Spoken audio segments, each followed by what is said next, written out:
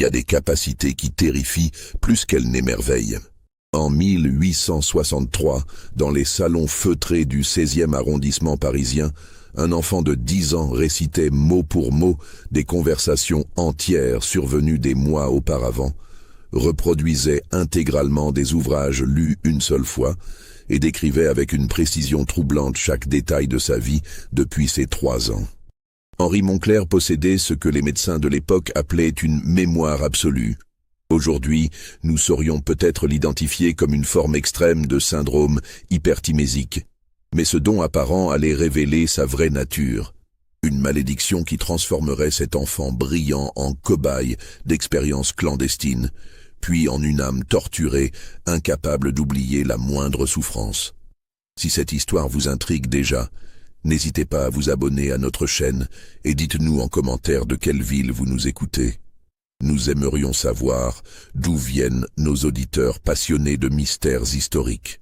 Ce qui va suivre est l'histoire vraie d'une famille bourgeoise parisienne qui crut d'abord avoir engendré un prodige, avant de découvrir qu'elle avait donné naissance à quelque chose que la science de l'époque ne pouvait ni comprendre ni guérir. Paris, automne 1863. L'empire de Napoléon III rayonne de ses grands travaux haussmanniens. Et la bourgeoisie française cultive un goût prononcé pour le progrès scientifique et les merveilles de l'esprit humain.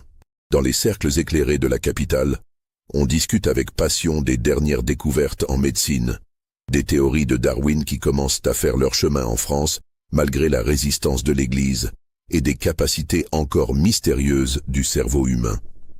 L'époque est marquée par un optimisme scientifique débordant. On croit fermement que la raison triomphera de tous les mystères de la nature, y compris ceux de l'esprit humain. La famille Moncler habite alors un hôtel particulier de 3 étages, rue de la Faisanderie, dans le tout nouveau quartier redessiné par les architectes de l'empereur.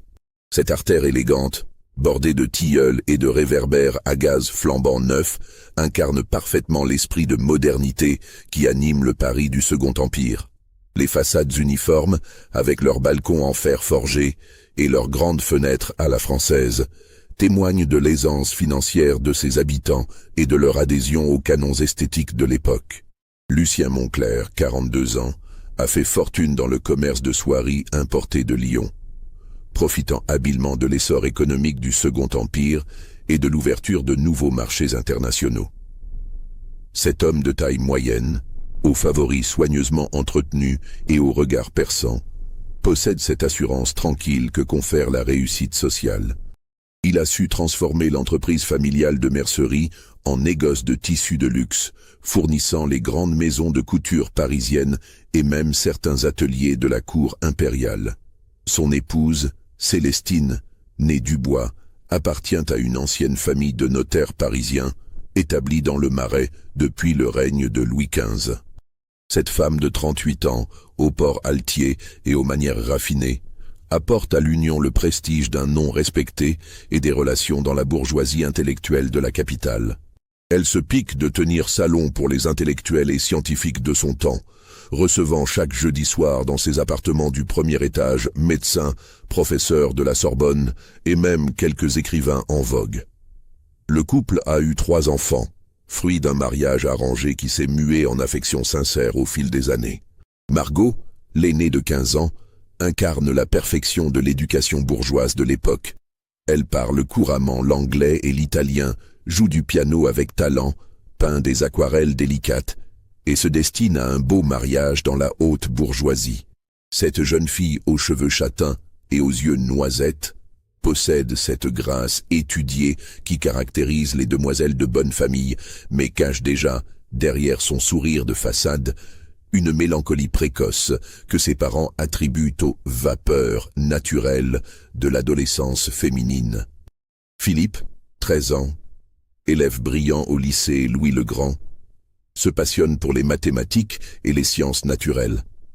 Ce garçon vif et curieux, qui ressemble trait pour trait à son père, avec ses cheveux bruns et son regard déterminé, semble promis à une carrière dans l'ingénierie ou la médecine. Il collectionne les minéraux, dévore les ouvrages de vulgarisation scientifique et rêve de participer aux grandes expéditions naturalistes qui font rêver la jeunesse éclairée de l'époque. Et Henri, le Benjamin, né en 1853. C'est sur ce dernier que va se concentrer notre récit. Dès ses premiers mots, cet enfant aux traits fins et aux grands yeux sombres manifeste une intelligence précoce qui surprend son entourage. Mais contrairement à ses aînés, Henri développe très tôt des particularités qui intriguent autant qu'elles inquiètent. L'hôtel Montclair, avec ses hauts plafonds moulurés ornés de rosaces dorées, ses bibliothèques garnies de reliures de cuir rouge et or, et ses salons aux lourdes tentures de velours grenat, respirent l'aisance et le raffinement bourgeois. Le grand salon du rez-de-chaussée, éclairé par 3 hautes fenêtres donnant sur un petit jardin à la française, sert de cadre aux réceptions hebdomadaires de Madame Montclair. Les meubles d'acajou massifs, les tapis persans aux motifs complexes et les toiles de maîtres anciens témoignent du goût sûr et de la fortune de la famille. Dans cette atmosphère de culture et de distinction sociale, rythmée par les conversations savantes et les débats intellectuels, rien ne laissait présager qu'un enfant de la maison allait bientôt devenir le sujet d'études aussi fascinantes qu'inquiétantes. Célestine Montclair avait remarqué très tôt que son plus jeune fils manifestait des capacités inhabituelles. Dès l'âge de 4 ans, Henri répétait avec une précision troublante des conversations qu'il avait entendues entre adultes, reproduisant non seulement les mots exacts, mais aussi les intonations, les pauses et même les soupirs.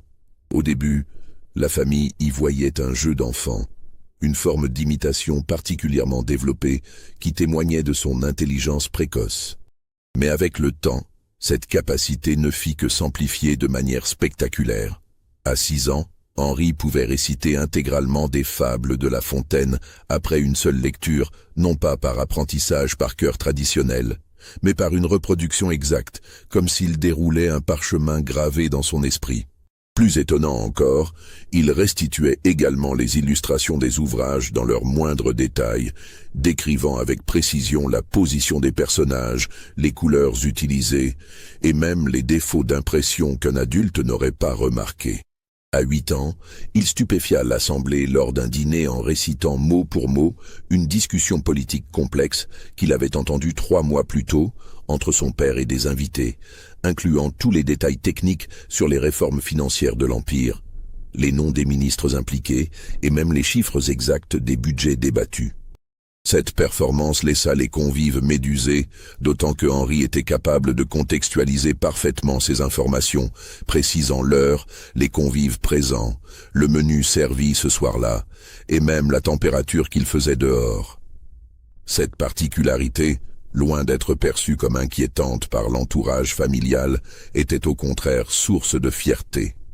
Dans les salons parisiens de l'époque, posséder un enfant aux capacités exceptionnelles constituait un signe de distinction sociale et intellectuelle. Célestine ne se lassait pas de faire démonstration des talents de Henri devant ses invités, transformant progressivement le petit garçon en attraction de salon, spectacle vivant des jeudis bourgeois de la rue de la Faisanderie. Les réactions des invités oscillaient entre émerveillement et malaise. Certains y voyaient la preuve d'une hérédité intellectuelle exceptionnelle. D'autres s'interrogeaient sur le caractère naturel de telles capacités chez un enfant si jeune. Mais tous repartaient avec l'impression d'avoir assisté à quelque chose d'extraordinaire, alimentant la réputation de la famille Montclair dans les cercles bourgeois parisiens. L'incident qui allait tout changer survint par un mardi matin d'octobre 1863, jour de brouillard épais qui enveloppait Paris d'un voile grisâtre et étouffant.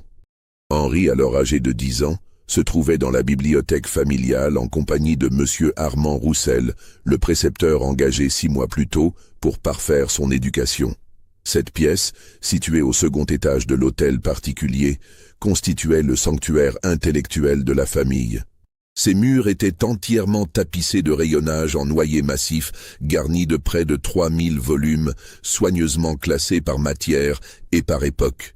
Monsieur Roussel, homme de 45 ans, aux tempes grisonnantes et au regard bienveillant derrière ses lunettes cerclées d'acier, avait été diplômé de l'école normale supérieure avec les plus hautes distinctions. Ancien professeur de rhétorique au lycée Henri IV, il avait été recommandé par des relations de la famille pour ses méthodes pédagogiques modernes et sa capacité à stimuler l'intelligence des enfants précoces. Spécialisé dans l'éducation des jeunes gens de la haute bourgeoisie, il jouissait d'une réputation excellente dans les milieux parisiens cultivés. Ce matin-là, éclairé par la lueur blafarde qui filtrait à travers les rideaux de dentelle, M. Roussel décida de tester les capacités de mémorisation de Henri d'une manière plus systématique que ses parents ne l'avaient jamais fait. Jusqu'alors, les démonstrations de l'enfant avaient toujours eu lieu dans un cadre social, devant des invités plus ou moins compétents pour juger de leur exceptionnalité. Le précepteur, fort de sa formation scientifique, souhaitait évaluer ses capacités selon une méthodologie rigoureuse. Il se dirigea vers l'une des sections les plus techniques de la bibliothèque de Lucien Moncler, celle consacrée aux sciences médicales et naturelles. Ces ouvrages, acquis par vanité intellectuelle plus que par réel intérêt, n'avaient jamais été ouverts par aucun membre de la famille. M. Roussel choisit délibérément un livre particulièrement ardu, Traité de physiologie expérimentale du docteur Claude Bernard, récemment publié chez l'éditeur Bayer et considéré comme l'une des œuvres les plus complexes de la médecine contemporaine. L'ouvrage, relié de cuir vert sombre avec des dorures sur la tranche, pesait près de 2 kg et comptait plus de 500 pages de texte dense, émaillés de schémas techniques et de références bibliographiques en plusieurs langues. Le précepteur l'ouvrit au hasard, page 147, tombant sur un chapitre consacré à la glycogénie hépatique, sujet d'une complexité redoutable même pour un médecin confirmé. « Henri, dit-il en s'installant confortablement dans son fauteuil de cuir, je vais te lire un passage de cet ouvrage médical. Je souhaite que tu écoutes attentivement, sans prendre de notes, et que tu essaies de retenir le maximum d'informations. Ce texte est d'un niveau bien supérieur à ton âge, mais je suis curieux de voir jusqu'où peuvent aller tes capacités. » L'enfant, assis bien droit sur sa chaise, les mains posées sagement sur les genoux, acquiesça d'un hochement de tête. Ses grands yeux sombres fixaient le précepteur avec cette intensité particulière qu'il manifestait chaque fois qu'une nouvelle connaissance lui était proposée. M. Roussel commença sa lecture.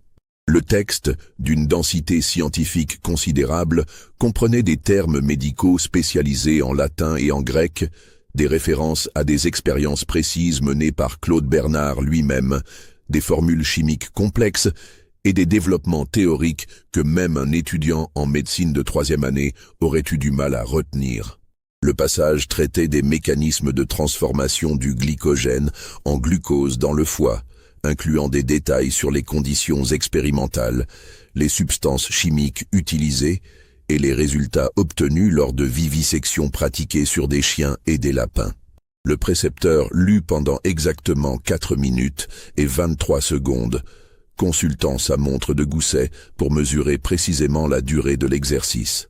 Le texte comprenait environ 800 mots, répartis en 3 paragraphes de complexité croissante, plus de notes de bas de page contenant des références bibliographiques détaillées.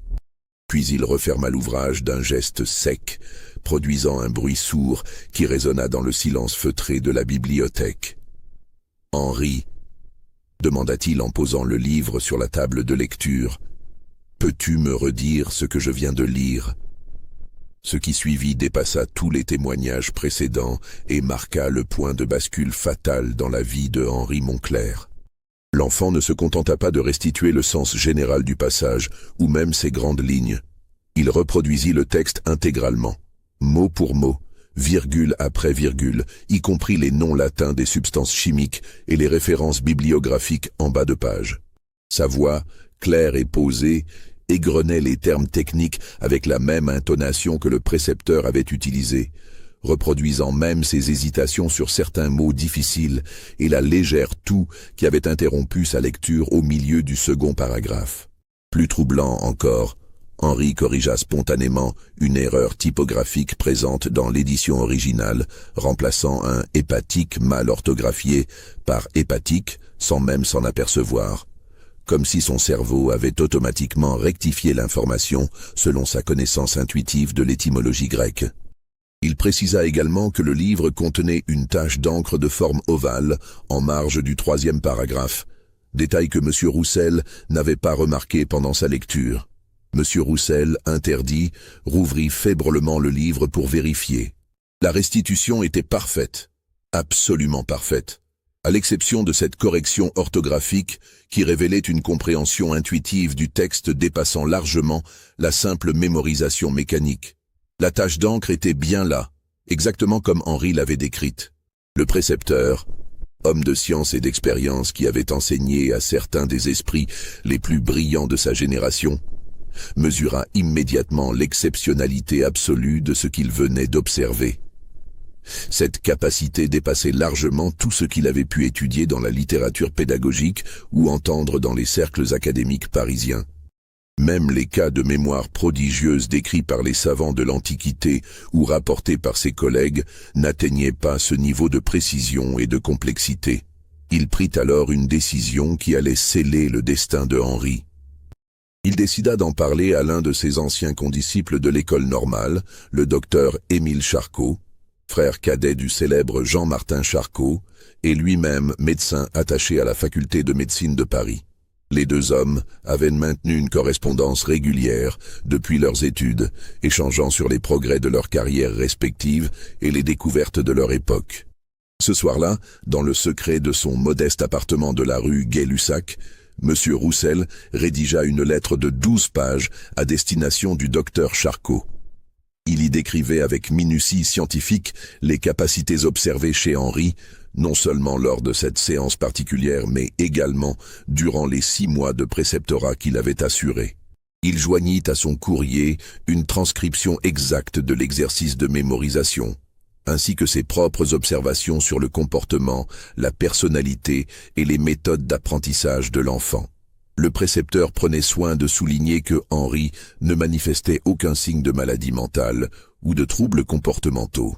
Au contraire, l'enfant témoignait d'une intelligence vive, d'une curiosité intellectuelle remarquable et d'une sociabilité parfaitement normale pour son âge.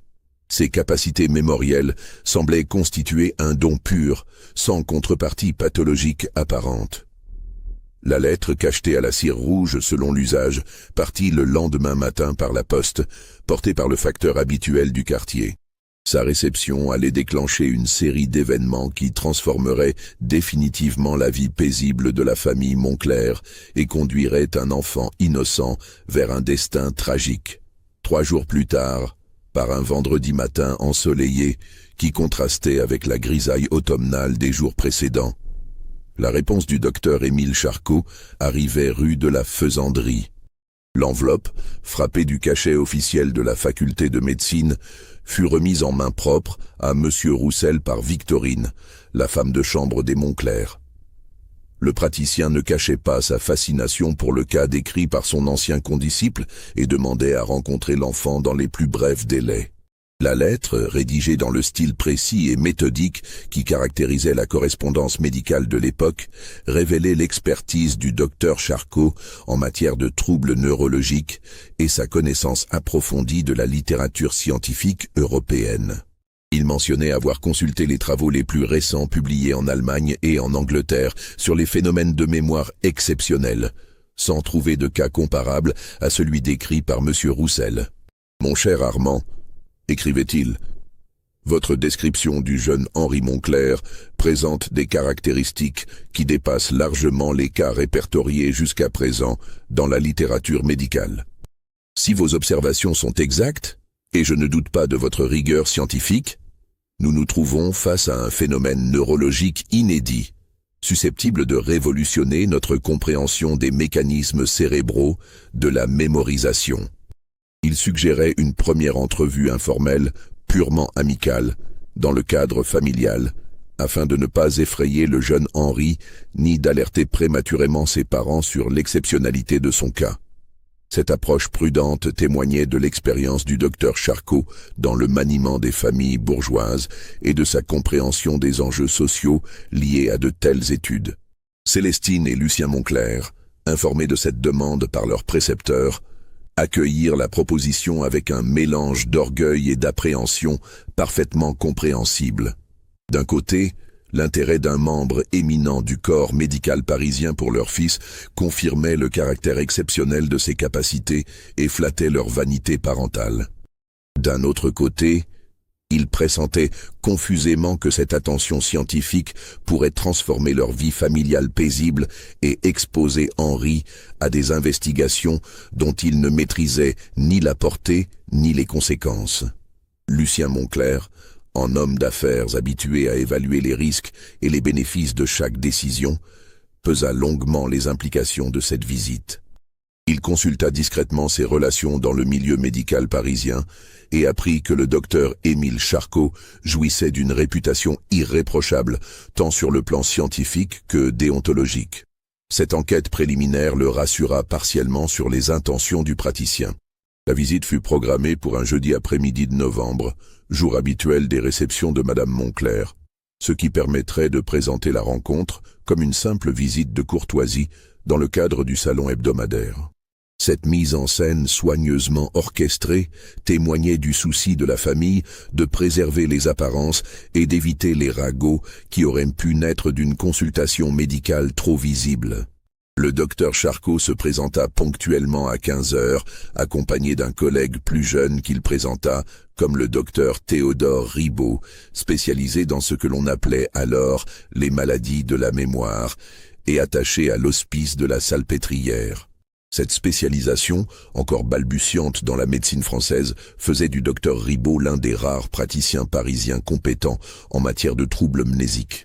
Le docteur Charcot, homme d'une quarantaine d'années au regard perçant et à la barbe soigneusement taillée à la mode du Second Empire, imposait le respect par sa prestance naturelle et sa réputation scientifique.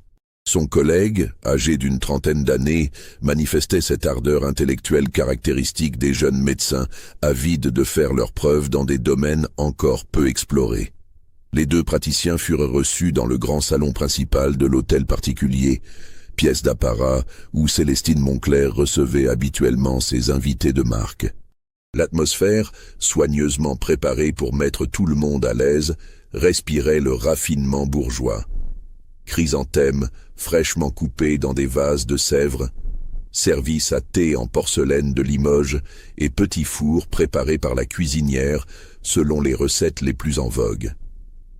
Étaient à présent les parents, Monsieur Roussel, et naturellement Henri, vêtu de sa plus belle redingote bleu marine et de son col en dentelle, selon l'étiquette bourgeoise de l'époque. L'enfant, parfaitement à l'aise dans ce cadre social qu'il connaissait bien, se comportait avec cette politesse distante et cette réserve naturelle qui caractérisait l'éducation des jeunes gens de sa condition. Les médecins commencèrent par des questions anodines, s'enquérant de la santé générale de l'enfant, de ses goûts en matière de lecture, de ses relations avec ses frères et sœurs, cherchant à établir un climat de confiance et à évaluer sa personnalité générale. Cette phase préliminaire, qui dura près d'une demi-heure, leur permit de constater que Henri ne manifestait aucun signe de précocité pathologique ou de troubles comportementaux. Puis, progressivement, ils entreprirent une série de tests improvisés, présentés comme des jeux intellectuels destinés à amuser l'assemblée. Le docteur Ribaud sortit de sa sacoche de cuir noir plusieurs ouvrages de nature diverses, choisis pour leur variété et leur niveau de difficulté. Un recueil de poésie de Victor Hugo récemment publié, un traité de mathématiques destiné aux élèves de rhétorique, un manuel d'histoire naturelle illustré et même un ouvrage de philosophie morale en latin. L'exercice était conçu selon une méthodologie rigoureuse.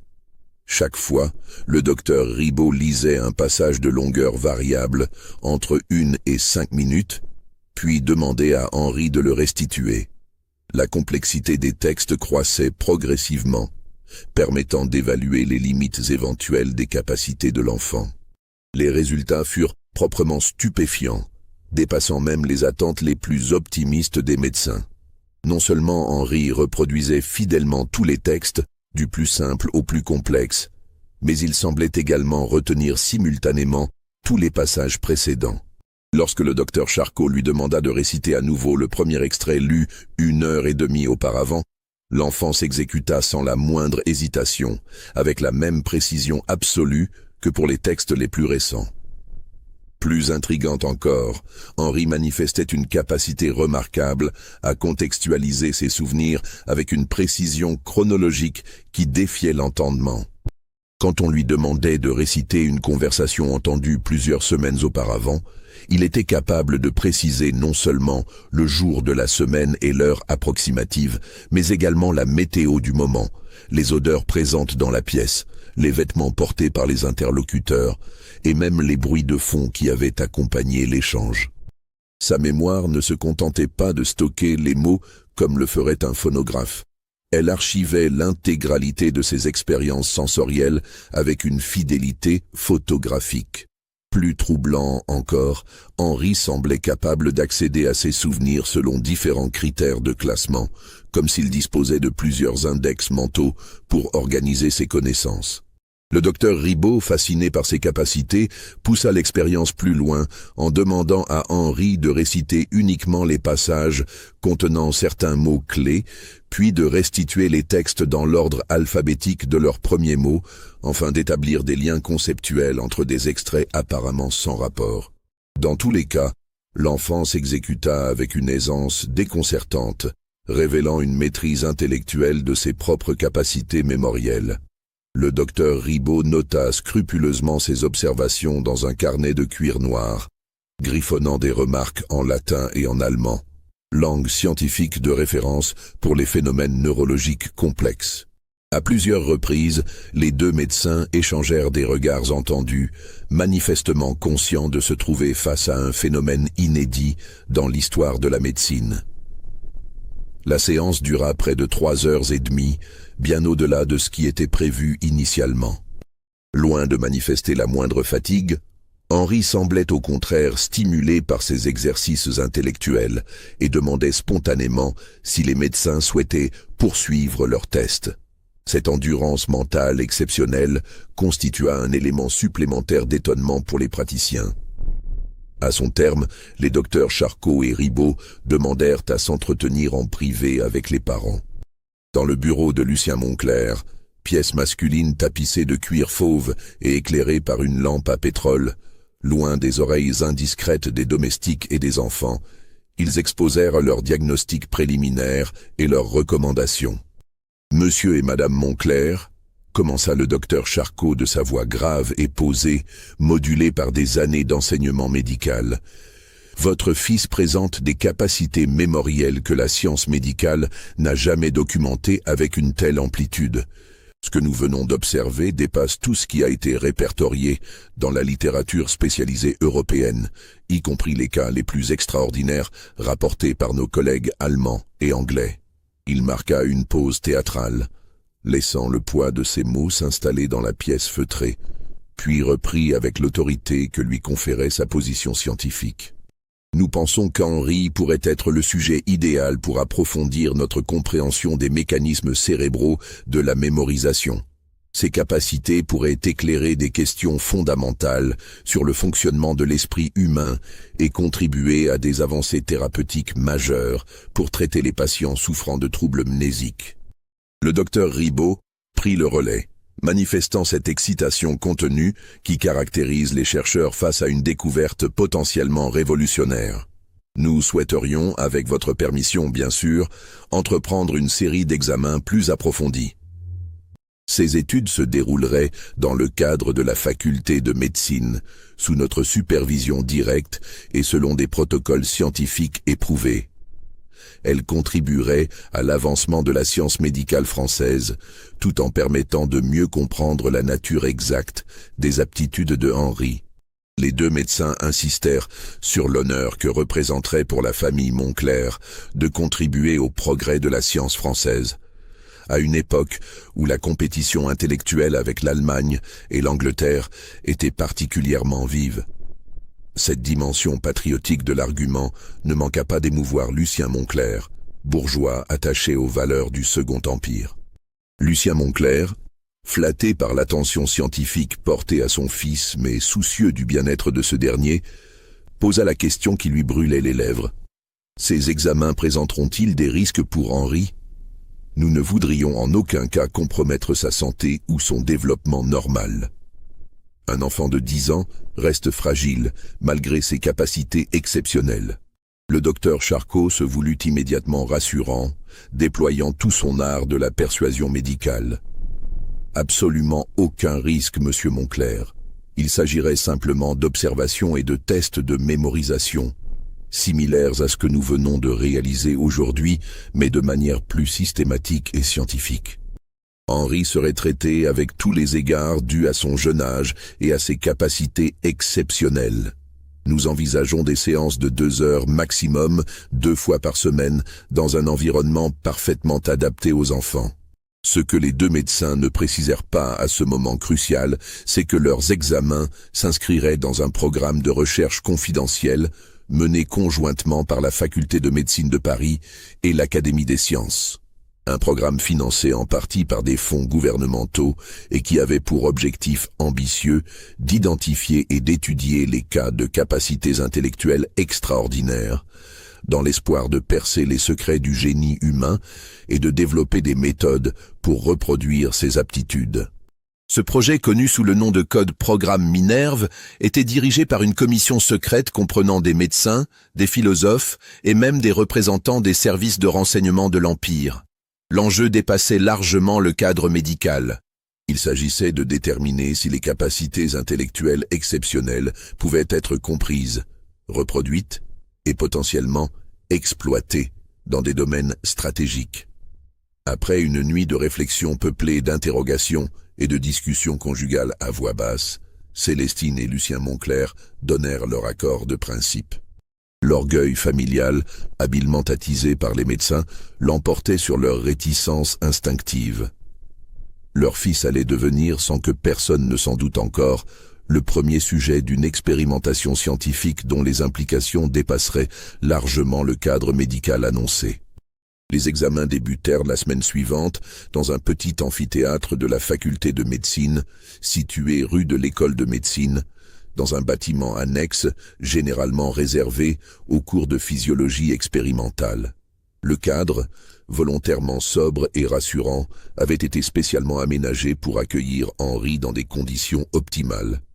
Une table d'acajou cirée, plusieurs chaises confortables rembourrées de velours vert, une bibliothèque mobile garnie d'ouvrages divers soigneusement sélectionnés et un secrétaire équipé d'encriers et de plumes pour consigner minutieusement les observations. La salle elle-même, éclairée par de hautes fenêtres orientées au nord pour éviter les variations lumineuses, respirait la sérénité académique. Des gravures représentant les grands médecins de l'Antiquité ornaient les murs, créant une atmosphère à la fois scientifique et rassurante. Un poêle de fonte, entretenu par un garçon de laboratoire, maintenait une température constante et agréable. Le protocole établi par les docteurs Charcot et Ribot était d'une rigueur scientifique remarquable, inspiré des méthodes expérimentales les plus modernes développées dans les laboratoires allemands. Chaque séance, d'une durée nominale de 2 heures, mais souvent prolongée selon l'humeur de Henri, était divisée en plusieurs phases méthodiquement chronométrées. Tests de mémorisation immédiate, exercices de restitution différés, évaluation des capacités d'association conceptuelle, observation comportementale, et même mesures physiologiques rudimentaires comme le pouls et la température corporelle. Henri était initialement accompagné de sa mère pour les 3 premières sessions, afin de l'habituer progressivement à ce nouvel environnement. Mais très rapidement, à sa demande expresse formulée avec une maturité surprenante, il souhaita venir seul, trouvant la présence maternelle distrayante et incompatible avec la concentration nécessaire aux exercices intellectuels. Cette autonomie précoce impressionna favorablement les médecins qui y virent un signe supplémentaire de sa maturité exceptionnelle. Dès les premières séances, les résultats confirmèrent et dépassèrent même les attentes les plus optimistes des médecins. Henri ne se contentait pas de mémoriser les informations comme un simple réceptacle passif. Il semblait les absorber comme une éponge intellectuelle, les structurer mentalement selon des logiques complexes, et pouvoir y accéder selon différents modes de classement qu'il développait spontanément. Il pouvait réciter un texte dans l'ordre chronologique de sa lecture, bien sûr, mais aussi le restituer par ordre alphabétique des premiers mots de chaque phrase, ou encore ne réciter que les passages contenant certains termes spécifiques. Plus fascinant encore, il était capable d'identifier spontanément les erreurs, contradictions ou incohérences présentes dans les textes, révélant une capacité d'analyse critique qui dépassait largement son âge chronologique. Les docteurs Charcot et Ribot multiplièrent les expériences, testant les limites de ses capacités extraordinaires. Ils firent lire à Henri des textes en langues étrangères, latin, grec ancien, même quelques passages en allemand et en anglais, et constatèrent qu'il les restituait avec la même précision, malgré sa méconnaissance de ces idiomes. Cette observation suggérait que sa mémoire fonctionnait au niveau de la pure perception auditive, indépendamment de la compréhension sémantique. Plus troublante encore, Henri commença à manifester une capacité extraordinaire à corréler des informations issues de sessions différentes, parfois espacées de plusieurs semaines. Lors de la 7e séance, il établit spontanément des liens conceptuels entre un passage de géologie lu 3 semaines plus tôt et un extrait de chimie présenté le jour même, révélant des connexions scientifiques subtiles que seul un spécialiste chevronné aurait pu identifier. « Docteur Ribot, déclara-t-il soudain au milieu d'un exercice, ce que vous venez de lire sur la composition des sels minéraux me fait penser au texte sur la formation des roches sédimentaires de la séance du 15 octobre. Il y a une contradiction dans les proportions de carbonate de calcium mentionnées. Dans le premier texte, l'auteur indique 12%. Dans le second, il en indique 18%. L'un des deux doit se tromper, ou alors il ne parle pas du même type de roche. Cette observation, d'une justesse scientifique parfaite, laissa les médecins stupéfaits. Non seulement Henri avait mémorisé des détails techniques extrêmement précis, mais il avait également établi des corrélations entre des domaines apparemment distincts et identifié une incohérence réelle entre deux sources scientifiques. Son cerveau semblait fonctionner comme une bibliothèque vivante, dotée d'un système d'indexation et de recoupement automatique. Le docteur Ribot nota dans son journal de bord « L'enfant ne mémorise pas seulement les informations. Il les intègre dans un système cognitif personnel d'une complexité extraordinaire. Son cerveau semble fonctionner comme une bibliothèque universelle, capable d'établir des index multiples et des références croisées en temps réel. Nous assistons peut-être à l'émergence d'une nouvelle forme d'intelligence humaine. Mais au fil des semaines, une évolution inquiétante se dessina progressivement, d'abord imperceptible, puis de plus en plus manifeste. Henri, initialement enjoué et coopératif, manifestant même un plaisir évident à réaliser ces exercices intellectuels stimulants, commença à montrer des signes de fatigue nerveuse qui ne pouvaient plus être ignorés. Il se plaignait de maux de tête persistants, particulièrement intenses le soir après les séances, décrivant des sensations de compression cérébrale et d'encombrement mental. Son sommeil se dégradait progressivement. Il dormait de moins en moins, et quand il parvenait à s'endormir, il était agité de cauchemars récurrents, où il se voyait submergé par un flot ininterrompu de mots, de chiffres et d'images impossibles à maîtriser. Plus préoccupant, il perdait progressivement son appétit et commençait à maigrir de manière visible. Victorine, la femme de chambre qui le connaissait depuis sa naissance, signala à Madame Moncler que le petit Henri refusait souvent ses plats préférés et se contentait de picorer distraitement dans son assiette, l'esprit manifestement ailleurs. Mais le plus inquiétant était l'apparition d'une hypersensibilité émotionnelle troublante qui se manifestait de manière de plus en plus fréquente. Henri, autrefois d'un tempérament égal et sociable, développait des réactions émotionnelles disproportionnées face à des situations anodines. Une remarque un peu vive, un bruit inattendu, ou même un simple changement dans l'organisation de sa journée, pouvait déclencher des crises de larmes incontrôlables. Un incident particulièrement révélateur survint lors de la 8e séance, un mardi après-midi de décembre, où la neige commençait à tomber sur Paris. Le docteur Charcot, dans un moment d'impatience face à une réponse qu'il jugeait incomplète, Henri avait omis 2 mots dans la restitution d'un texte de 15 pages, haussa légèrement le ton pour demander à l'enfant de répéter l'exercice depuis le début. « Henri, je vous prie de recommencer. Votre restitution n'était pas parfaite. Vous avez oublié les mots « néanmoins » et « par conséquent » dans le 3e paragraphe. » La réaction de l'enfant fut totalement disproportionnée avec la cause qui l'avait déclenchée. Henri éclata en sanglots violents, comme si cette critique mineure constituait une blessure profonde et intolérable. Puis, entre ses larmes, avec une précision qui glaça le sang des médecins présents, il récita mot pour mot la réprimande du docteur Charcot en reproduisant exactement l'intonation agacée et légèrement méprisante qu'avait utilisée le praticien. Mais surtout, et c'est ce qui révéla l'ampleur dramatique du problème, Henri se mit à énumérer toutes les fois où des adultes avaient manifesté de l'impatience à son égard depuis le début de sa vie, avec une précision chronologique et émotionnelle qui défiait l'entendement humain. Le 23 septembre 1858, à 15h45, maman a dit « Henri, tu es fatigant aujourd'hui, avec cette même voix que vous venez d'utiliser, docteur Charcot. » déclara-t-il entre ses sanglots, sa petite voix brisée résonnant dans le silence médusé de l'amphithéâtre. Le 6 janvier 1860, papa a soupiré exactement comme ça quand j'ai renversé l'encrier dans son bureau.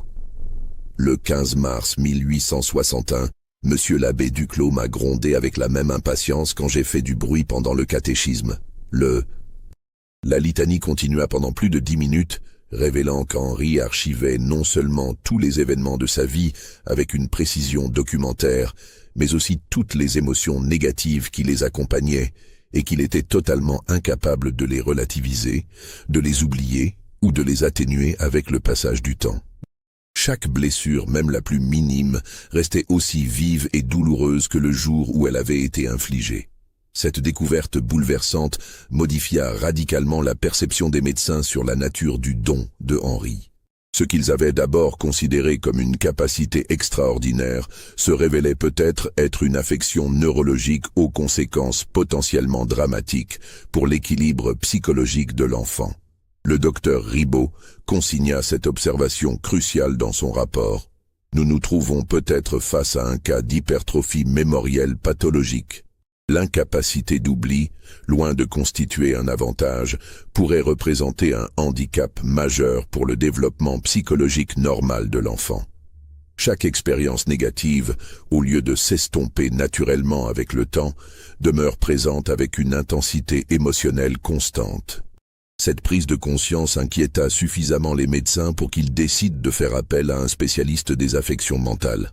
À la demande pressante du docteur Charcot, une consultation avec un aliéniste fut programmée en urgence. Le docteur Bénédicte Morel, l'une des autorités françaises en matière de pathologie mentale et auteur du célèbre traité des dégénérescences, accepta d'examiner Henri lors d'une séance extraordinaire, organisée dans le plus grand secret. Si cette progression dramatique vous captive, n'hésitez pas à liker cette vidéo et à nous dire en commentaire ce que vous pensez de l'évolution de l'état de Henri.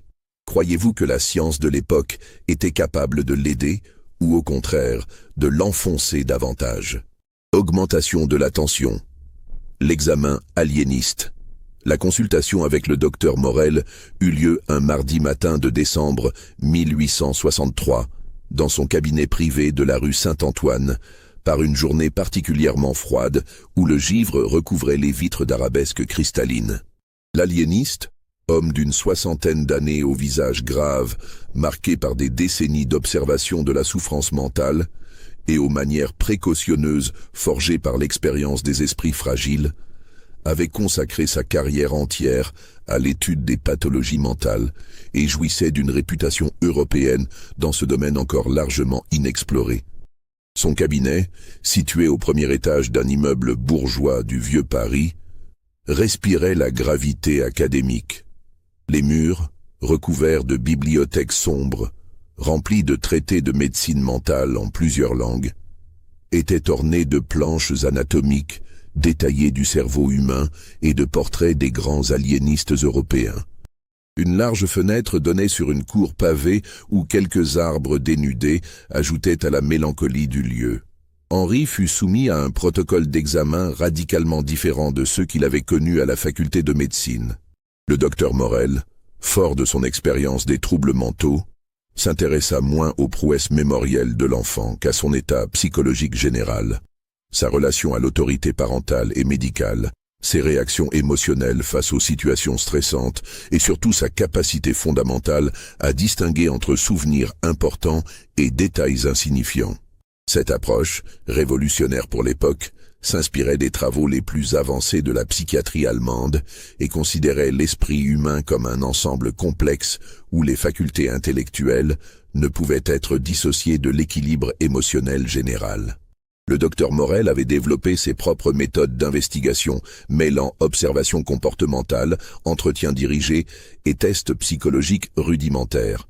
L'examen dura près de 4 heures, entrecoupé de pauses pour éviter la fatigue de l'enfant. Le docteur Morel procéda avec une patience infinie, posant des questions apparemment anodines, mais soigneusement calibrées pour révéler les mécanismes profonds de la psyché de Henri. Il s'intéressa particulièrement à la manière dont l'enfant hiérarchisait ses souvenirs, à sa capacité d'oubli sélectif et à son rapport émotionnel avec sa mémoire exceptionnelle. Les résultats de cette consultation approfondie furent plus qu'alarmants. Ils révélèrent une pathologie mentale d'une gravité insoupçonnée. Henri révéla au docteur Morel que non seulement il se souvenait de tout avec une précision documentaire, mais qu'il était totalement incapable d'hiérarchiser ses souvenirs en fonction de leur importance objective ou de leur impact émotionnel. Un compliment affectueux reçu de ses parents lors d'un dimanche paisible avait exactement le même poids mémoriel, la même présence obsédante dans son esprit qu'une humiliation publique subie dans la cour de récréation devant ses camarades. Une leçon de géographie, apprise machinalement 6 mois plus tôt, occupait rigoureusement le même espace mental qu'un moment de tendresse partagé avec sa sœur Margot, ou qu'une dispute conjugale de ses parents surprise derrière une porte entr'ouverte. Cette incapacité à trier, classer et hiérarchiser ses expériences selon leur importance affective ou pratique transformait la vie mentale de Henri en un chaos permanent où tous les événements, du plus significatif au plus anodin, se bousculaient en permanence dans sa conscience avec une intensité égale. Plus inquiétante encore, Henri manifestait des signes précoces et indubitables de ce que le docteur Morel identifia immédiatement comme une mélancolie par accumulation. Pathologie qu'il avait déjà observée chez certains patients adultes, mais jamais chez un enfant si jeune. L'enfant était littéralement submergé par le poids écrasant de ses souvenirs, incapable de faire le tri salutaire entre les expériences positives et négatives, contraint de revivre en permanence tous les moments de sa vie avec une intensité émotionnelle constante et épuisante. « Docteur Morel », demanda Henri au cours de l'examen, avec cette maturité troublante qui caractérisait désormais ses propos. Pourquoi les autres enfants peuvent-ils oublier quand leurs camarades se moquent d'eux? Moi, quand Pierre Dubois m'a traité d'intello le 15 octobre dernier à 11h23, dans la cour du lycée, avec sa voix narquoise et ce petit ricanement méchant, je l'entends encore maintenant, en cet instant précis, avec la même netteté que si cela venait de se produire.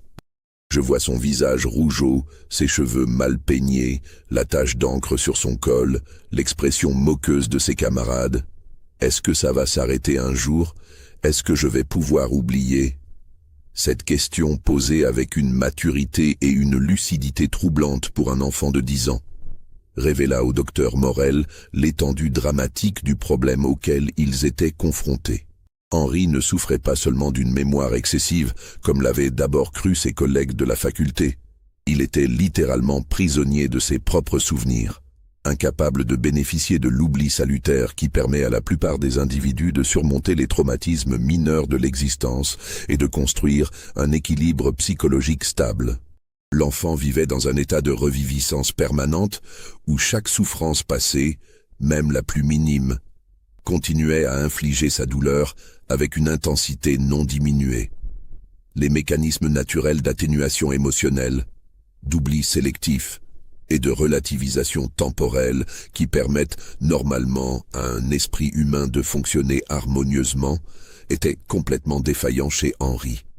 Le rapport du docteur Morel, rédigé dans la nuit qui suivit la consultation et adressé conjointement aux docteurs Charcot et Ribot, ainsi qu'aux parents de Henri, fut d'une clarté et d'une gravité sans ambiguïté. L'aliéniste concluait formellement que les capacités mémorielles exceptionnelles de l'enfant constituaient une pathologie neurologique grave et potentiellement irréversible, susceptible de compromettre définitivement son développement psychologique et social. L'hypermnésie dont souffre le jeune Henri Moncler, écrivait-il dans son style précis et sans concession, représente une forme particulièrement pernicieuse d'infirmité mentale.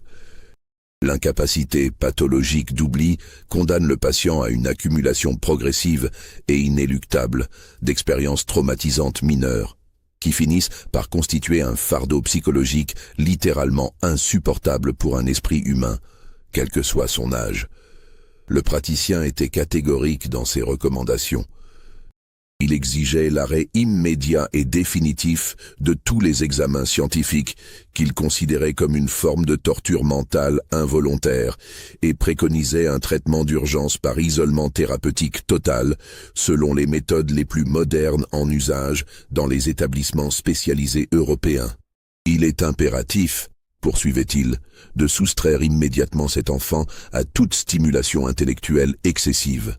Son cerveau, déjà saturé d'informations qu'il ne peut éliminer, ne doit plus être exposé à de nouveaux apports mémoriels sous peine d'effondrement psychologique complet et irréversible.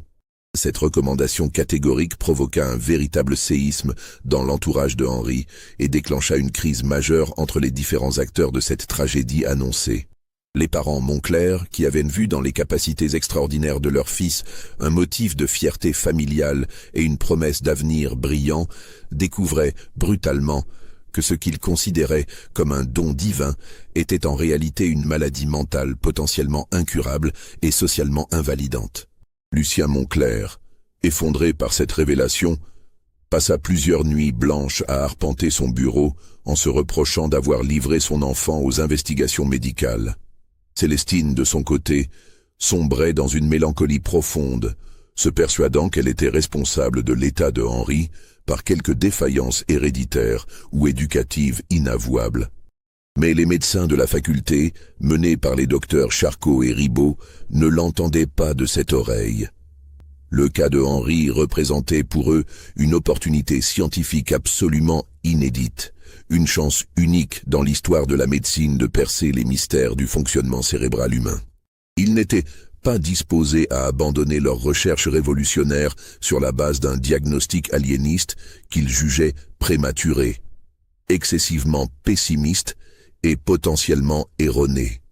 Une réunion confidentielle d'une gravité exceptionnelle fut organisée dans les locaux de la faculté de médecine entre les docteurs Charcot et Ribot, en présence du doyen Jules Cloquet et de 2 représentants de l'Académie des sciences.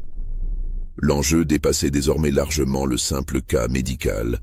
Il s'agissait de déterminer si les intérêts supérieurs de la science et du progrès humain primaient sur le bien-être immédiat d'un enfant de 10 ans. Les débats, qui durèrent toute une nuit, furent âpres et révélèrent des conceptions radicalement opposées de l'éthique médicale et de la responsabilité scientifique. D'un côté, les partisans de la poursuite des recherches arguaient que les souffrances temporaires de Henri étaient un prix acceptable à payer pour des découvertes susceptibles de bénéficier à l'humanité entière. De l'autre, une minorité de voix s'élevait pour rappeler le devoir premier de la médecine, ne pas nuire aux patients. La décision qui fut finalement prise lors de cette réunion historique, à l'issue d'un vote serré, allait sceller définitivement le sort de Henri Moncler et transformer son don exceptionnel en véritable calvaire. Contrairement aux recommandations formelles et pressantes du docteur Morel, et malgré les réticences croissantes d'une partie du corps médical, les autorités de la faculté de médecine décidèrent non seulement de poursuivre leurs examens sur Henri, mais de les intensifier considérablement dans le cadre d'un protocole de recherche confidentiel d'une ampleur inédite. Cette décision prise au plus haut niveau de la hiérarchie académique française s'appuyait sur la conviction profonde que Henri représentait une clé unique et irremplaçable pour comprendre les mécanismes les plus secrets de la mémoire humaine. Les médecins, galvanisés par leurs découvertes préliminaires et soutenus par les instances dirigeantes, étaient fermement convaincus que Henri constituait le chaînon manquant entre la science médicale contemporaine et une révolution thérapeutique majeure. Ces souffrances psychologiques actuelles n'étaient à leurs yeux qu'un effet secondaire temporaire et regrettable, mais parfaitement acceptable au regard des enjeux scientifiques, susceptibles d'être maîtrisés et résorbés par un encadrement médical approprié et des méthodes thérapeutiques innovantes. Les parents Moncler furent convoqués pour une nouvelle entrevue solennelle, organisée dans le bureau directorial de la faculté, au cours de laquelle les médecins leur présentèrent un projet d'étude approfondi d'une durée prévisionnelle de 2 années. Henri serait désormais hébergé en permanence dans un pavillon médical spécialement aménagé pour lui, annexé à la faculté de médecine, où il bénéficierait d'un encadrement constant assuré par une équipe médicale dédiée et de conditions d'études optimales, selon les standards scientifiques les plus exigeants.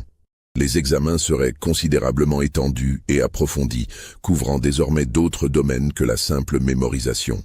Études physiologiques approfondies du cerveau, mesures crâniennes détaillées selon les méthodes phrénologiques, observations comportementales continues et même quelques expérimentations innovantes sur les mécanismes d'acquisition de nouvelles connaissances et sur les possibilités de reproduction artificielle de ses capacités. « Votre fils », expliqua le docteur Charcot avec toute l'autorité de sa position scientifique, pourrait contribuer à des avancées médicales absolument majeures, susceptibles de révolutionner notre compréhension de l'esprit humain. Les connaissances acquises grâce à son cas tout à fait exceptionnel pourraient bénéficier directement à de nombreux patients souffrant de troubles graves de la mémoire, et indirectement à l'humanité entière. C'est une responsabilité scientifique, morale et même patriotique que nous ne pouvons négliger sans trahir notre mission. Le discours était parfaitement orchestré et psychologiquement très habile. En présentant la continuation et l'intensification des examens comme un devoir sacré envers la science française et l'humanité souffrante, les médecins transformaient habilement les réticences légitimes des parents en manifestations d'égoïsme familial et de manque de vision. Cette rhétorique de l'obligation morale supérieure était particulièrement efficace sur des bourgeois parisiens, soucieux de leur réputation, et naturellement sensible aux arguments d'autorité scientifique et sociale. Lucien et Célestine Moncler, psychologiquement épuisés par les mois d'incertitude et d'angoisse, ébranlés par les arguments d'autorité des médecins, et secrètement soulagés de voir leur responsabilité parentale prise en charge par des spécialistes compétents, finirent par donner leur accord après plusieurs jours de tergiversations douloureuses. Henri fut donc installé dans le pavillon médical spécialement aménagé en janvier 1864, par un hiver particulièrement rigoureux qui paralysait Paris sous la neige et la glace. L'établissement, officiellement présenté aux rares visiteurs autorisés comme un internat spécialisé pour enfants surdoués, était en réalité un laboratoire d'expérimentation humaine, soigneusement déguisé sous les apparences respectables d'une institution médicale de pointe.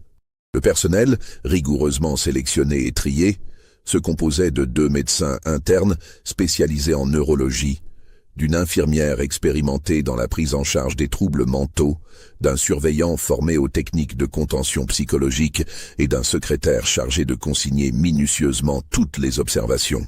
Tous étaient tenus au secret professionnel le plus strict par des contrats particulièrement contraignants et des rémunérations exceptionnellement élevées. Les conditions de vie de Henri, sans être véritablement inhumaines selon les standards de l'époque, étaient rigoureusement contrôlées et méticuleusement organisées selon les besoins de l'expérimentation scientifique. Ces journées, rythmées avec une précision d'horloge, étaient entièrement structurées par des séances d'examen de plus en plus intensives et sophistiquées, entrecoupées de brèves périodes de repos, au cours desquelles ces réactions comportementales spontanées étaient observées et consignées par le personnel médical. Il n'avait plus le droit de voir ses parents qu'une seule fois par semaine, le dimanche après-midi, et ses visites elles-mêmes étaient surveillées et limitées à 2 heures maximum. Ses contacts avec l'extérieur étaient strictement contrôlés. Pas de courrier personnel, pas de lecture non autorisée, pas de jeux ou d'activités susceptibles de perturber le protocole expérimental. Même ses repas étaient calibrés selon des critères nutritionnels spécifiques destinés à optimiser ses performances cognitives. Sa chambre, située au second étage du pavillon, était spartiate mais confortable. Un lit simple, une table de travail, une chaise et une petite bibliothèque contenant uniquement les ouvrages sélectionnés par l'équipe médicale pour les besoins des expériences. Les murs, peints en blanc immaculé, étaient nus à l'exception d'un crucifix et d'une gravure représentant Sainte Geneviève, patronne de Paris. Une fenêtre grillagée donnait sur une courette où Henri était autorisé à prendre l'air 1 heure par jour sous surveillance constante. Au bout de quelques semaines seulement, les effets délétères de cet isolement forcé et de cette pression expérimentale constante commencèrent à se manifester de manière dramatique et inquiétante. Henri développa des crises d'angoisse de plus en plus fréquentes et violentes, durant lesquelles il récitait compulsivement des listes interminables de souvenirs douloureux, comme si sa mémoire s'emballait de manière totalement incontrôlable, déversant sans discrimination tous les contenus traumatisants accumulés depuis sa naissance. Ces épisodes, d'une violence psychologique terrible, pouvaient durer plusieurs heures d'affilée. Henri, pris de tremblements convulsifs, débitait d'une voix monocorde et mécanique tous les moments pénibles de sa vie. Les réprimandes parentales, les moqueries de ses camarades, les regards désapprobateurs des adultes, les moments de solitude et d'incompréhension, mélangeant dans un flux désordonné les souvenirs récents et anciens, les traumatismes majeurs et les blessures minimes.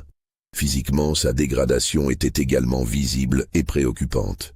Il maigrissait de semaine en semaine, refusant souvent de s'alimenter correctement, prétextant que les odeurs de nourriture déclenchaient trop de souvenirs de repas familiaux. Ses nuits devenaient de plus en plus courtes et agitées. Il dormait rarement plus de 3 ou 4 heures consécutives, et son sommeil était peuplé de cauchemars récurrents, où il se voyait enseveli sous des montagnes de livres, de documents et de paroles qu'il ne pouvait plus arrêter de mémoriser. Mais paradoxalement, et c'est ce qui fascinait le plus les médecins, au point de les aveugler sur les conséquences dramatiques de leurs expériences, ses capacités mémorielles semblaient s'amplifier encore sous l'effet du stress et de l'isolement.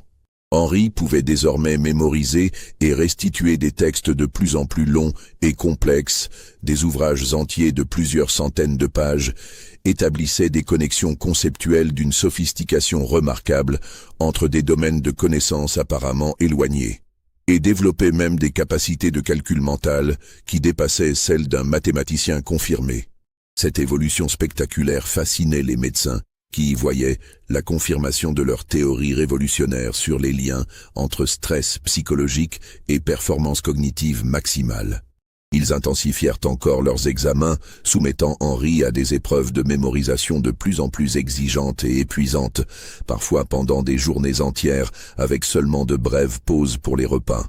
L'enfant, complètement privé de ses repères familiaux et affectifs, soumis à une pression scientifique constante et impitoyable, privé de toute possibilité de détente ou de jeu, sombrait progressivement dans un état psychologique de plus en plus alarmant. Il parlait de moins en moins spontanément, ne s'exprimait plus que pour répondre aux questions des médecins ou pour réciter les textes demandés, se réfugiait dans des récitations compulsives de plus en plus fréquentes et manifestait des comportements de plus en plus étranges et inquiétants.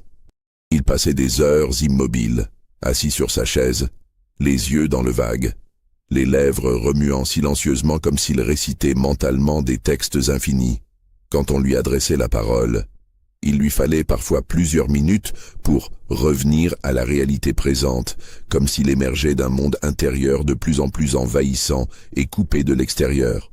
Un événement particulièrement troublant et révélateur survint au début du mois de mars 1864. Lors d'une séance de mémorisation qui devait tester ses capacités d'apprentissage linguistique, Henri se mit soudain à réciter, sans qu'on le lui demande, et de manière totalement spontanée, l'intégralité des conversations qu'il avait entendues entre les médecins depuis le début de son internement forcé. Non seulement il reproduisait leurs échanges techniques sur son cas avec une précision documentaire parfaite, mais il révélait également des discussions privées et confidentielles que les praticiens pensaient avoir eues hors de sa portée auditive. Conversations dans les couloirs, débats techniques dans des bureaux voisins et même quelques échanges téléphoniques captés à travers les cloisons.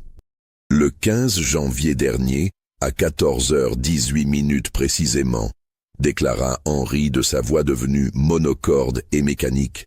Le docteur Charcot a dit au docteur Ribot, dans le bureau du premier étage, « Si nous arrivons à comprendre le mécanisme exact de cette hypermnésie pathologique, nous pourrons peut-être reproduire ses capacités chez d'autres sujets volontaires.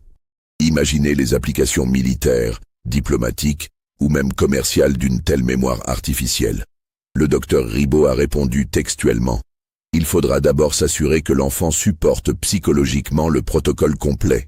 Nous ne pouvons pas nous permettre un scandale public si son état mental se dégrade trop visiblement. Les familles bourgeoises parlent beaucoup. » Cette révélation consterna et terrifia les médecins, qui réalisèrent brutalement que Henri avait non seulement mémorisé toutes leurs conversations professionnelles et privées depuis des mois, mais qu'il en comprenait parfaitement toutes les implications éthiques et scientifiques.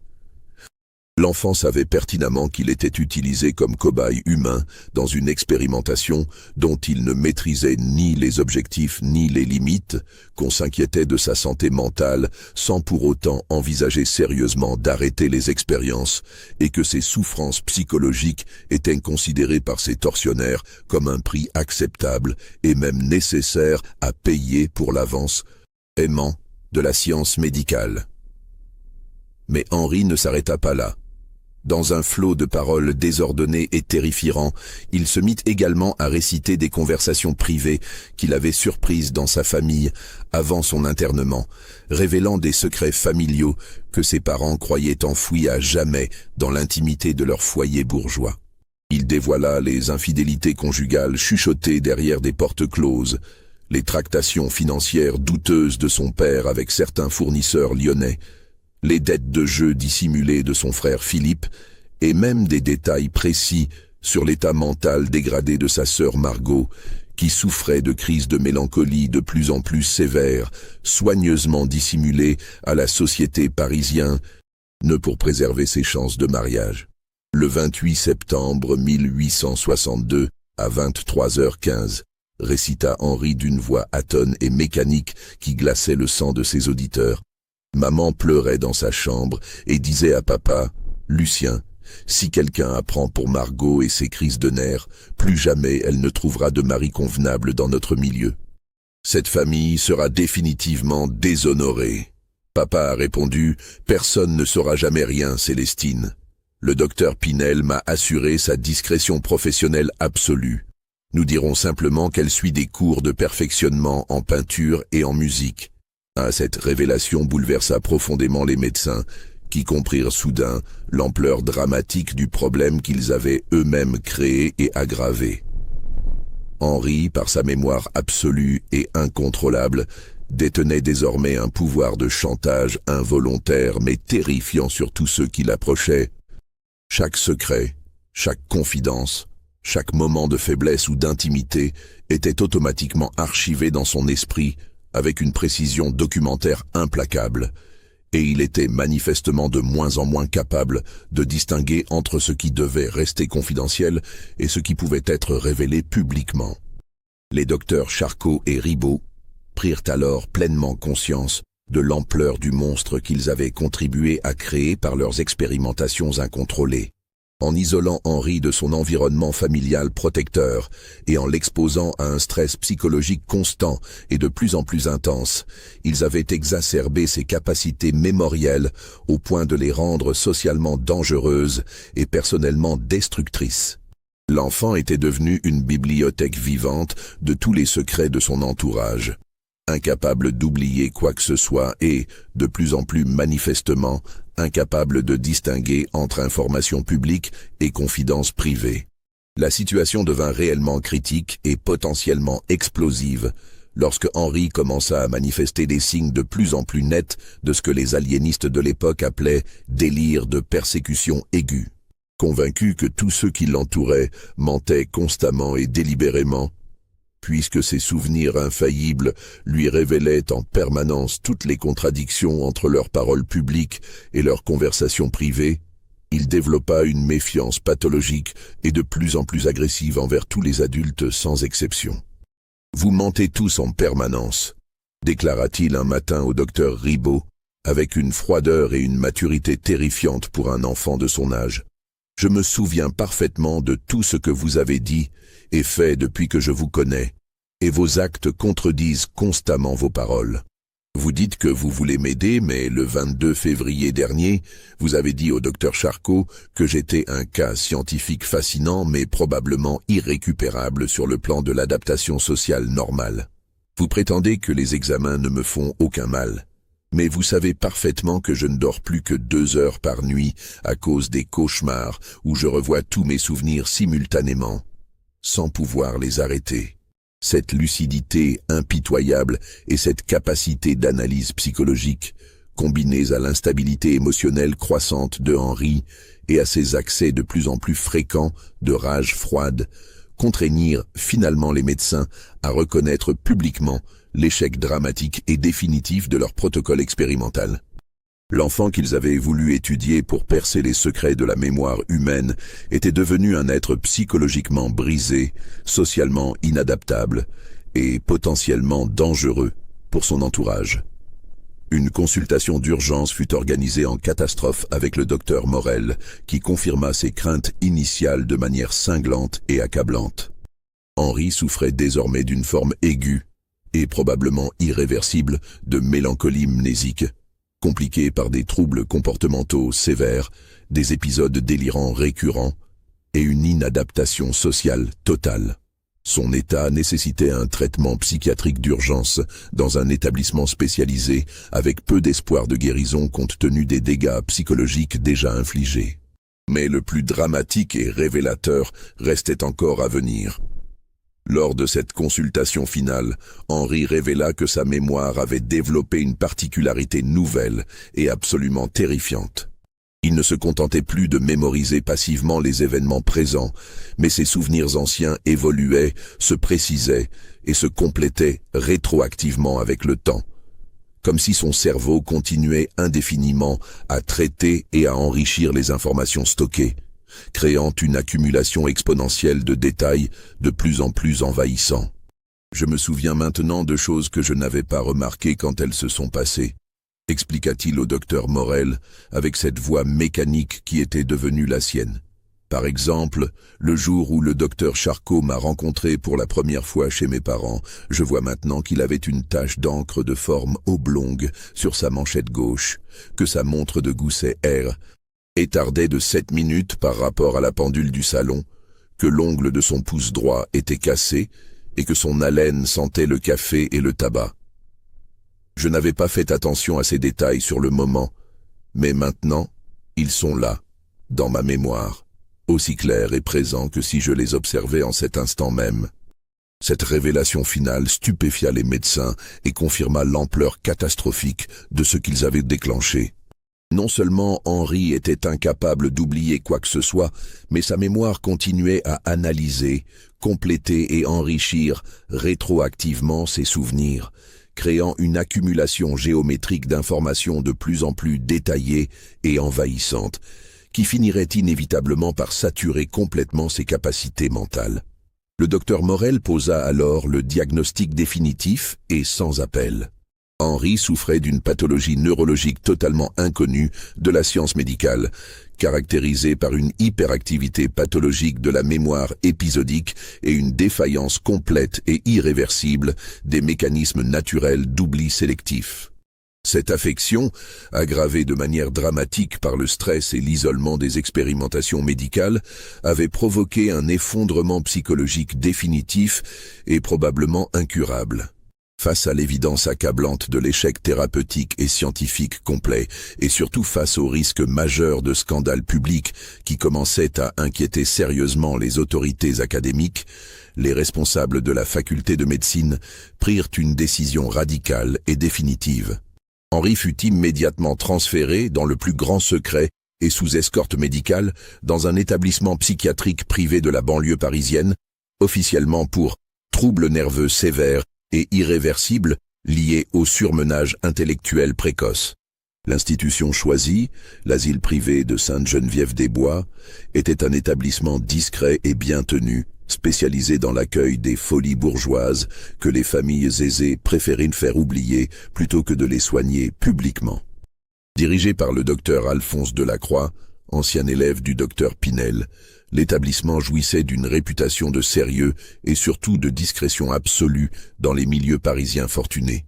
Simultanément, tous les documents relatifs aux expérimentations sur Henri furent soigneusement rassemblés, classifiés au niveau le plus secret et déposés dans les archives confidentielles de l'Académie des sciences avec interdiction formelle de consultation pendant une durée de 50 ans. Les médecins impliqués signèrent des engagements de confidentialité draconiens sous peine de radiation définitive du corps médical français. Les parents Moncler furent convoqués une dernière fois et informés que leur fils nécessitait un internement psychiatrique prolongé, probablement définitif, dans leur propre intérêt et celui de la société. Pour préserver la réputation familiale et éviter les ragots destructeurs dans leur milieu social, ils acceptèrent sans résistance cette version officielle et cessèrent progressivement de rendre visite à Henri, prétextant que ces rencontres aggravaient considérablement son état mental déjà fragile. Cette rupture familiale définitive acheva de briser psychologiquement l'enfant, qui sombra alors dans un mutisme presque complet, entrecoupé seulement de récitations compulsives de plus en plus fréquentes et déconnecté de la réalité présente. Henri Moncler passa les 15 dernières années de sa vie dans les murs feutrés de l'asile de Sainte-Geneviève-des-Bois, établissement aux allures de château où étaient discrètement internées les folies bourgeoises que les familles aisées préféraient de faire oublier. Son dossier médical, conservé dans les archives poussiéreuses de l'établissement, révèle une lente et inexorable dégradation de son état mental, ponctuée par des phases d'agitation de plus en plus espacées où il récitait compulsivement ses souvenirs pendant des heures entières. Les premières années furent marquées par des épisodes de violence verbale où Henri déversait, dans un flot ininterrompu et mécanique, tous les secrets qu'il avait accumulés sur les pensionnaires, les infirmiers et même les médecins de l'établissement. Ces révélations, d'une précision terrifiante, créaient un climat de malaise permanent parmi le personnel qui finit par éviter tout contact prolongé avec lui. Progressivement, Henri se réfugia dans un monde intérieur composé exclusivement de ses souvenirs, perdant tout contact avec la réalité présente. Les dernières notes du médecin-chef de l'asile, le docteur Delacroix, datées de 1879, décrivent un homme de 26 ans, au comportement régressif et infantile, qui vivait dans un univers mental totalement coupé du monde extérieur. Le patient Henri M., écrivait le praticien, passe ses journées assis près de la fenêtre de sa chambre, récitant silencieusement des textes appris dans sa jeunesse. Il semble incapable d'acquérir de nouveaux souvenirs significatifs et ne reconnaît plus les personnes qui l'entourent depuis plusieurs années. Son état suggère une saturation complète des capacités mémorielles, avec repli définitif sur les contenus anciens. Cette observation clinique suggérait que le cerveau de Henri, littéralement saturé par l'accumulation exponentielle de souvenirs de plus en plus précis et détaillés, avait fini par perdre sa capacité fondamentale à traiter les informations nouvelles. Prisonnier de sa mémoire parfaite devenue monstrueuse, Il avait cessé de vivre au présent pour se réfugier définitivement dans un passé de plus en plus envahissant et paralysant. Henri Moncler s'éteignit discrètement en mars 1880, officiellement d'une fièvre typhoïde compliquée d'épuisement nerveux chronique. Il fut enterré dans une concession temporaire du cimetière de Sainte-Geneviève-des-Bois, sans que sa famille assiste aux obsèques. Sa tombe, qui ne portait qu'un simple numéro d'identification gravé sur une stèle de pierre blanche, disparut lors du réaménagement du cimetière en 1920, effaçant les dernières traces physiques de son existence tourmentée. Avec Henri, s'éteignait le premier cas documenté de ce que nous appellerions aujourd'hui syndrome hyperthymésique ou mémoire autobiographique hautement supérieure. Mais contrairement aux rares cas contemporains de cette affection neurologique, Henri n'avait bénéficié d'aucun accompagnement psychologique pour apprendre à gérer et à vivre avec son don extraordinaire. Au contraire, les expérimentations médicales de l'époque, guidées par une curiosité scientifique aveugle aux considérations éthiques, avaient transformé sa particularité neurologique en véritable torture mentale permanente. Les docteurs Charcot et Ribot poursuivirent leurs carrières respectives sans jamais publier officiellement leurs observations sur le cas Henri Moncler. Le docteur Charcot devint plus tard professeur titulaire à la faculté de médecine, spécialisé dans les maladies nerveuses et neurologiques, tandis que le docteur Ribot fonda l'une des premières chaires de psychologie expérimentale en France et contribua au fondement de la psychologie scientifique moderne. Aucun des deux ne mentionna jamais publiquement leurs expérimentations sur la mémoire infantile pathologique, emportant ce secret dans leurs tombes respectives. Les archives de leurs recherches, conservées dans les réserves secrètes de l'Académie des sciences, furent classifiées pour une durée de 100 ans et ne devinrent accessibles aux chercheurs qu'en 1964. Mais à cette date tardive, la plupart des témoins directs étaient décédés depuis longtemps, et l'histoire tragique de Henri Moncler était définitivement tombée dans l'oubli de l'histoire officielle. Seuls quelques documents fragmentaires et dispersés permettent aujourd'hui de reconstituer partiellement ce drame scientifique et humain. Le registre d'admission de l'asile de Sainte-Geneviève-des-Bois mentionne laconiquement l'arrivée d'un jeune homme de condition bourgeoise souffrant de troubles obsessionnels graves de la mémoire.